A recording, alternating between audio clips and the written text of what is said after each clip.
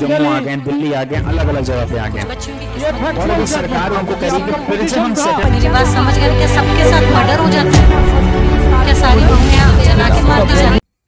Hello everyone, my name is Gunjan Singh and I welcome you all here at Pahuzalo Academy। आज के इस video के अंदर हम डिस्कस करने वाले हैं AIB एग्जाम के बारे में। AIB एग्जाम अब इम्पोर्टेंट हो गया है, सभी जुडिशरी एस्पिरेंट्स के लिए भी इम्पोर्टेंट हो गया है और जो लोग प्रैक्टिस करना चाहते हैं एज एन एडवोकेट तो उनके लिए भी बहुत इंपॉर्टेंट हो गया है। ये एग्जाम इंपॉर्टेंट इसलिए हो गया है क्योंकि अब आ गया है 3 ईयर रूल। कौन सा है ये 3 ईयर रूल? आप सबको पता होगा कि अब प्रैक्टिस मैंडेटरी कर दी गई है 3 ईयर के लिए। अगर आप जुडिशरी में अपीयर होना चाहते हैं, आप किसी भी स्टेट में जुडिशियल ऑफिसर बनना चाहते हैं, तो जो 3 ईयर प्रैक्टिस रूल आया है उसके अकॉर्डिंग आपको तैयारी प्रिपरेशन करनी होगी।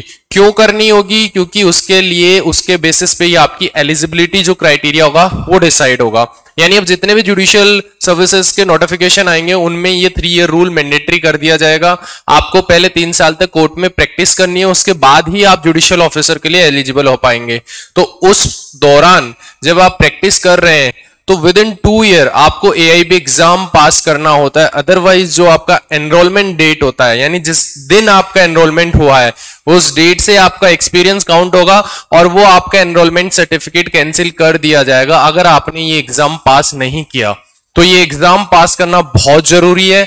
जिस तरीके से अभी ये 3 ईयर रूल आया है, अगर हम देखें इसको तो जो 3 ईयर रूल है इसमें क्या है? इसमें ये है कि जिस दिन आपका एनरोलमेंट होगा, यानी जिस दिन आपका रजिस्ट्रेशन होगा, कहां?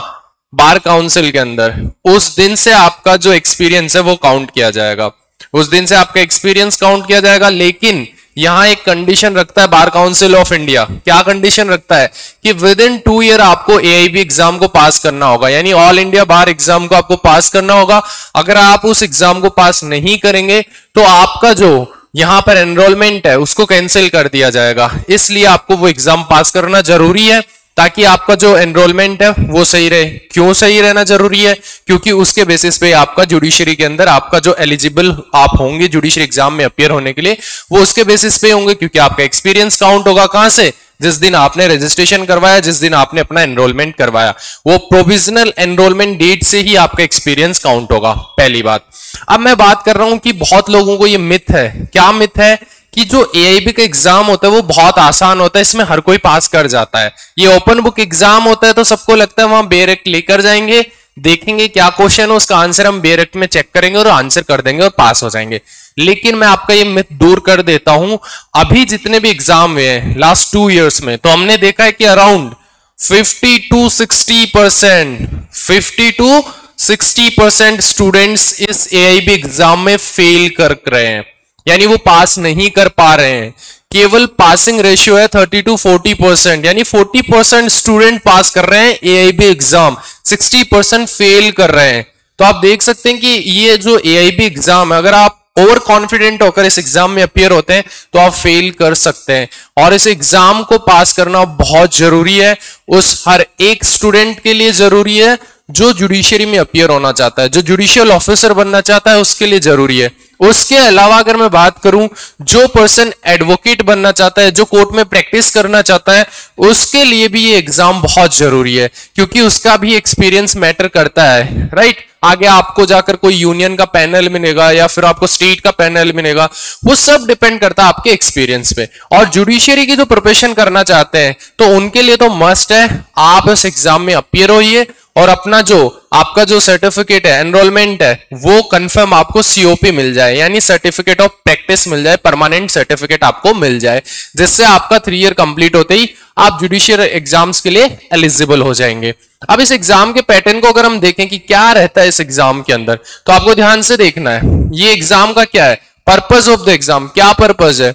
कि इस पर्पस यही है कि अगर आप इंडिया के अंदर प्रैक्टिस करना चाहते हैं एज एन एडवोकेट तो आपको क्या करना होगा? एक बेंचमार्क डिसाइड करना होगा कि हाँ मिनिमम इतनी आपकी क्वालिफिकेशन है, ग्रेजुएट हैं आप, उसके अलावा आप मिनिमम इतना स्कोर कर पा रहे हैं इस एग्जाम के अंदर, तो उससे डिसाइड होता है कि हाँ आप एलिजिबल है इंडिया के अंदर प्रैक्टिस करने के लिए। ये बेंचमार्क आपको रखना होता है, तो वो बेंचमार्क आप रखेंगे AIB पास करने के बाद में, उसको क्वालिफाई करने के बाद में, राइट? तो AIB एग्जाम का पर्पस यही है प्रैक्टिस के लिए। और प्रैक्टिस के लिए हम क्यों कर रहे हैं एआईबी? क्योंकि हमें जुडिशियल सर्विसेज में अपीयर होना है और 3 ईयर जो रूल आया है उसके अकॉर्डिंग हमें 3 साल प्रैक्टिस करनी ही पड़ेगी, राइट? अब देखते हैं इस एग्जाम का जो डिफिकल्टी लेवल क्या रहता है। इस एग्जाम का जो डिफिकल्टी लेवल है वो मॉडरेट रहता है या फिर कई बार इजी टू मॉडरेट रहता है। इस एग्जाम के अंदर अपीयर हो सकते हैं 3 ईयर लॉ वाले स्टूडेंट्स और 5 ईयर लॉ वाले स्टूडेंट, दोनों के लिए सेम क्वेश्चंस रहते हैं, राइट? इस एग्जाम को कंडक्ट कराया जाता है 22 लैंग्वेजेस में, यानी इंडिया के अंदर जितनी लैंग्वेज है उन सब ऑफिशियल लैंग्वेज में ये पेपर कंडक्ट करवाया जाता है। और इस एग्जाम का जो लेवल होता है वो कभी मॉडरेट कभी इजी रहता है। लेकिन सबसे जो मिथ बना हुआ है अपनी सोसाइटी के अंदर, जो एडवोकेट्स के बीच में या फिर जो जुडिशियल एस्पिरेंट्स है उनके बीच में, कि एग्जाम तो यूं ही पास कर लिया जाता है। नहीं, क्यों डिफिकल्ट बन जाता है इस एग्जाम को पास करना? क्योंकि इस एग्जाम के अंदर कुछ प्रैक्टिकल क्वेश्चंस भी आ जाते हैं। अब जब आप बेरेक्ट लेकर जाएंगे एग्जाम के अंदर, तो बेरेक्ट के अंदर अगर प्रोविजन बेस्ड कोई क्वेश्चन होगा, स्टैटिक कोई क्वेश्चन होगा, मेमोरी बेस्ड कोई क्वेश्चन होगा, तो उस क्वेश्चन को आप आराम से अटेम्प्ट कर लेंगे या फिर चेक कर लेंगे एक बार कि हाँ मेरा सही है या नहीं है। लेकिन अगर कोई प्रैक्टिकल क्वेश्चन आ गया, कोई लैंडमार्क केस आ गया, तो वहां पर आप रुक जाएंगे, वहां पर आप फंस जाएंगे। तो वहां पर नहीं फंसने के लिए हम इस एग्जाम पर हमें फोकस करना चाहिए, इसके लिए एक प्रॉपर प्रिपरेशन करनी चाहिए। मैं ये भी नहीं कहूंगा कि इस एग्जाम को पास करने के लिए आपको एक हाई लेवल डेडिकेशन की जरूरत होगी, नहीं, आपको बेसिक नॉलेज होना चाहिए लॉ का, और जो लैंडमार्क केसेस हैं या फिर जो प्रैक्टिकल नॉलेज है या फिर ऑनगोइंग कोई लीगल इश्यू है, उन सब से आप अवेयर होना चाहिए, यानी आपको एक बेसिक नॉलेज होना चाहिए इस एग्जाम को पास करने के लिए। यहां पर स्किल कौन से टेस्ट किए जाएंगे? Analytical ability, understanding and basic knowledge of law आपका टेस्ट किया जाएगा। यानी आपको क्या होना चाहिए? आपको बेसिक नॉलेज ऑफ लॉ आपके पास होना चाहिए इस एग्जाम को अगर आपको पास करना है तो। एग्जाम मोड हमेशा क्या रहता है? ऑफलाइन, यानी पेपर पेन बेस्ड एग्जाम ये होता है, इसका जो मोड होता है वो हमेशा ऑफलाइन होता है। और इस एग्जाम के अंदर क्या टाइप है? एग्जाम टाइप क्या कह रहा है? ये सीओपी की बात कर रहे हैं। सीओपी क्या होता है? सर्टिफिकेट ऑफ प्रैक्टिस, यानी जैसे ही आप इस एग्जाम को पास कर लेते हैं आपको मिल जाता है एक सीओपी, सर्टिफिकेट ऑफ प्रैक्टिस। उससे क्या होगा? उससे ये होगा कि आप एलिजिबल हो जाते हैं कि आप इंडिया के अंदर प्रैक्टिस कर सकते हैं एज एन एडवोकेट, ठीक है? तो आपको वो सीओपी मिल जाएगा, आपको परमानेंट सर्टिफिकेट मिल जाएगा। इनिशियली आपको प्रोविजनल सर्टिफिकेट मिलता है और जैसे ही आप इस एग्जाम को पास करते हैं आपको क्या मिल जाता है?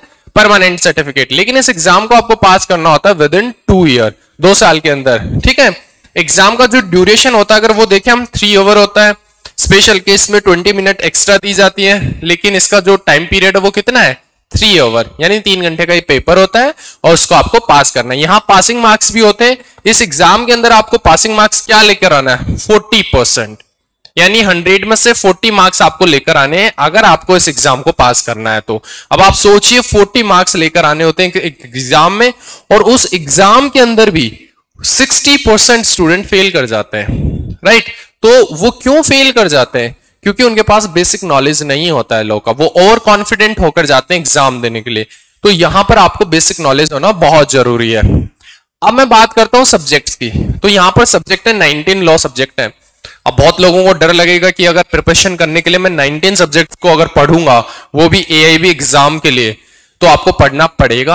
इन सब्जेक्ट का आपको बेसिक नॉलेज होना चाहिए, क्योंकि यहां पर कोई बाइफर्केशन नहीं है कि इस सब्जेक्ट से इतने क्वेश्चन आएंगे, कि किसी प्रोसीजर लॉ से ज्यादा क्वेश्चन आ रहे हैं तो आप वहां कर लेंगे, नहीं, किसी भी सब्जेक्ट से कोई भी क्वेश्चन आ सकता है। तो आपको सारे के सारे सब्जेक्ट्स पढ़कर जाने पड़ेंगे। उसके अलावा एमसीक्यू मल्टीपल चॉइस क्वेश्चंस रहेंगे इस पेपर के अंदर, और मार्किंग स्कीम क्या रहती है? 1 मार्क पर क्वेश्चन, यानी एक क्वेश्चन के लिए आपको 1 मार्क मिलेगा, या कोई नेगेटिव मार्किंग नहीं रहने वाली है। लैंग्वेज ऑप्शन मैंने बताया आपको अभी 23 है जो ऑफिशियल लैंग्वेज है। जितनी भी हमारी ऑफिशियल लैंग्वेज है उन सब के अंदर ये पेपर कंडक्ट होने वाला है। आप चूज कर सकते हैं कि आपको कौन सी लैंग्वेज चूज करनी है। तो आई होप आपको सारी चीजें समझ आ गई होंगी एआईबी एग्जाम के बारे में, कि जैसे ही आप अपना एनरोलमेंट करवाते हैं, आप अपना रजिस्ट्रेशन करवाते हैं बार काउंसिल में, विद इन 2 ईयर आपको इस एग्जाम को पास करना होता है, ठीक? विद इन 2 ईयर आपको पास करना होता है। पासिंग मार्क्स कितना होता है? 40 होता है आउट ऑफ 100। टाइम पीरियड देखें हम तो 3 आवर होता है। उसके अलावा सब्जेक्ट्स यहाँ 19 सब्जेक्ट्स हैं जो आपको बेसिक नॉलेज होनी चाहिए 19 सब्जेक्ट्स की।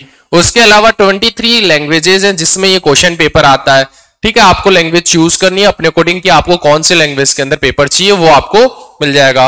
ऑफलाइन पेपर होता है इसका, तो इस एग्जाम को पास करना अब बेहद जरूरी बन गया है। क्यों जरूरी बन गया है? क्योंकि जब से ये 3 ईयर रूल आया तब से ये जरूरी बन गया अब हमारे लिए।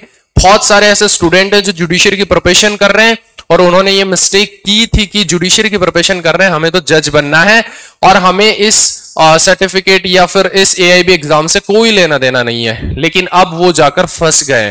तो अब अगर आप फंस गए हैं तो आपको वहां से निकलना भी है।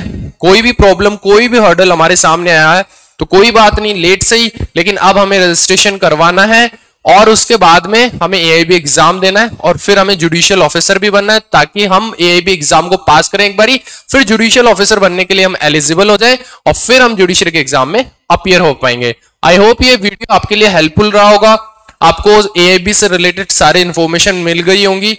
इसके अलावा भी अगर किसी को कोई इंफॉर्मेशन चाहिए तो वो कमेंट सेक्शन के अंदर लिख सकता है, हमसे पूछ सकता है जो भी डाउट्स हो। So thank you so much for watching. Subscribe for more content.